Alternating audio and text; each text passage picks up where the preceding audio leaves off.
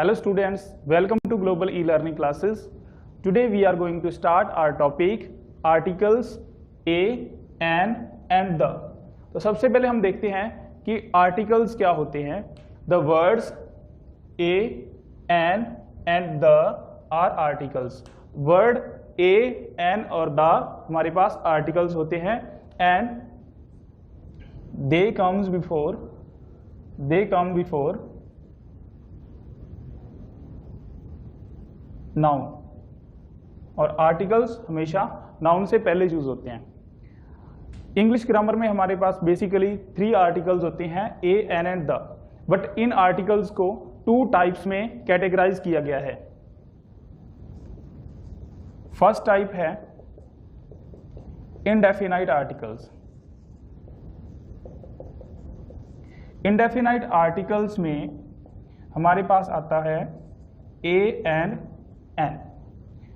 A and an singular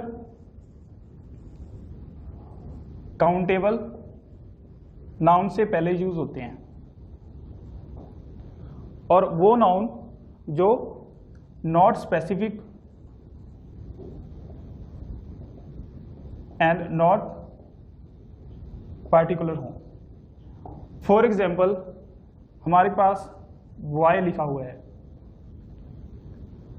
boy हमें नहीं पता कि कौन सा बॉय, कैसा बॉय, तो ये पार्टिकुलर नहीं है तो इसके साथ यूज होगा ए. ऐसे ही हमारे पास कुछ और एग्जांपल हैं. A boy, a girl, a dog and all. Next type है हमारे पास डेफिनाइट आर्टिकल.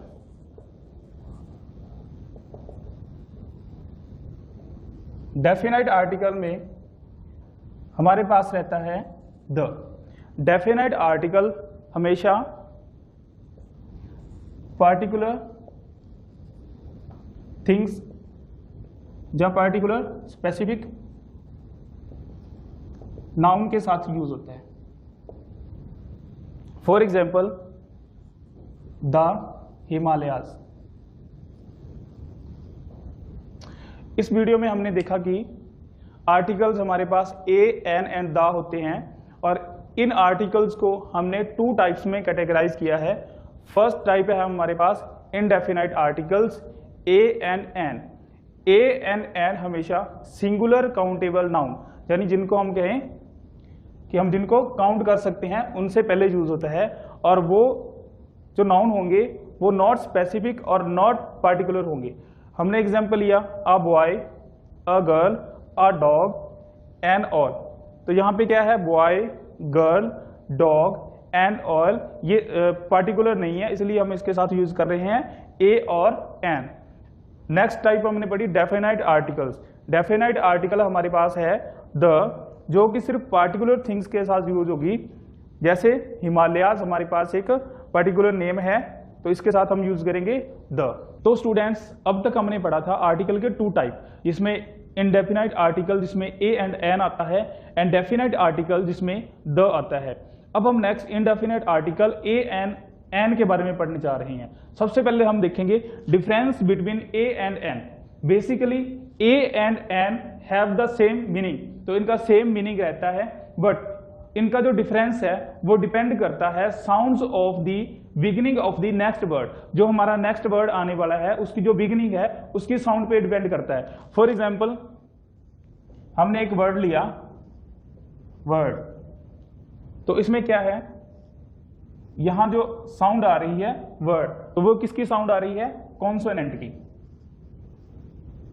अगर हमारे पास कॉन्सोनेंट की साउंड आ रही है तो हम लगाएंगे अ. अगर हमारे पास साउंड आए, जैसे हमने लिखा ऑल, तो हमारे पास साउंड आ रही है वोवल की, तो हम लगाएंगे एन. मीन्स टू से अगर कॉन्सोनेंट की साउंड आती है तो हम ए का यूज करेंगे, अगर हमारे पास वोवल की साउंड आती है तो हम एन का यूज करेंगे. तो हम एक चार्ट बनाते हैं. अगर हमारे पास कॉन्सोनेंट की साउंड आती है तो हम यूज करेंगे अ. अगर हमारे पास वोवल की साउंड आती है तो हम यूज करेंगे एन। इसके लिए हम कुछ एग्जाम्पल लेते हैं, जैसे हमने लिखा एलिफेंट, एलिफेंट, तो इसमें ई की साउंड आ रही है तो हम इसमें लेंगे एन। हमने एक वर्ड लिया आर, इसमें हमारे पास साउंड आ रही है वोवल की आर, तो हम यूज करेंगे एन। अब एक एग्जांपल इधर लेते हैं, हमने वर्ड लिखा बॉय, इसमें साउंड आ रही है कॉन्सोनेंट की, तो हम यूज करेंगे आ बॉय। फिर नेक्स्ट हम देखते हैं एग्जांपल गर्ल, इसमें हमारे पास कॉन्सोनेंट की साउंड आ रही है तो हम यूज करेंगे अ। तो अब हम indefinite article a and an को अच्छे तरीके से समझने के लिए उससे रिलेटेड कुछ एग्जांपल्स लेते हैं। तो फर्स्ट एग्जांपल है हमारे पास शी इज डैश अगली गर्ल। तो हमने अभी पढ़ा था कि आर्टिकल यूज करने से पहले हम नेक्स्ट वर्ड की साउंड देखते हैं, नेक्स्ट वर्ड की साउंड देखते हैं। जैसे इसमें क्या है, हमने पढ़ा अगली, तो इसमें साउंड आ रही है अ क्या है, एक वोवल है, तो हम क्या यूज करेंगे एन। तो पूरा सेंटेंस क्या बनेगा, she is an ugly girl. Next sentence है हमारे पास he is not dash honest man. तो हम देखेंगे यहाँ पे ऑनेस्ट की साउंड, ऑनेस्ट मैन। तो ऑनेस्ट में हम क्या देखते हैं कि ऑनेस्ट हमें साउंड दे रहा है अ की, जो क्या है एक वोवल है, तो हम क्या यूज करेंगे he is not an honest man. Next example है हमारा I what dash horse and aux.